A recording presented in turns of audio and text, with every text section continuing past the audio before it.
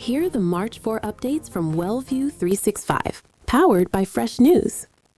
Treat waiting room screens as core clinical infrastructure to improve patient experience and satisfaction while preserving limited staff capacity. Today's signal, waiting room communication infrastructure is being treated as managed clinical-grade equipment with assigned owners, uptime standards, and content rules. This shifts waiting room screens and displays from passive amenities to tracked assets that must support improved patient experience, satisfaction targets, align with healthcare digital communication patient experience, and modern healthcare facilities' smart infrastructure priorities.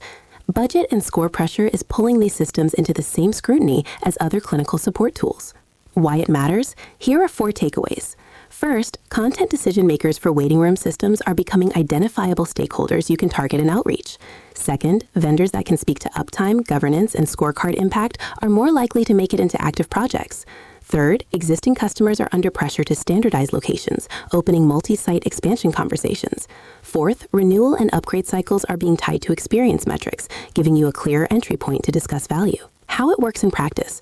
Operations leaders are assigning ownership of waiting room communication to a specific manager, often tied to patient experience metrics. That owner is being asked to inventory screens, messaging loops, and downtime across locations. Finance and facilities are mapping these systems into asset lists with refresh and maintenance cycles. Patient experience leads are being pulled in to align content rules with survey drivers, such as perceived wait time and clarity of instructions. This creates a small buying committee that cares about reliability, simple updates, and measurable experience gains.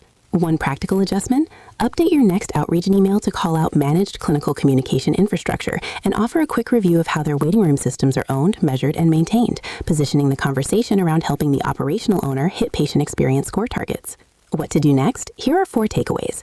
First, refresh your account maps to include operations, facilities, and patient experience roles that likely own waiting room systems.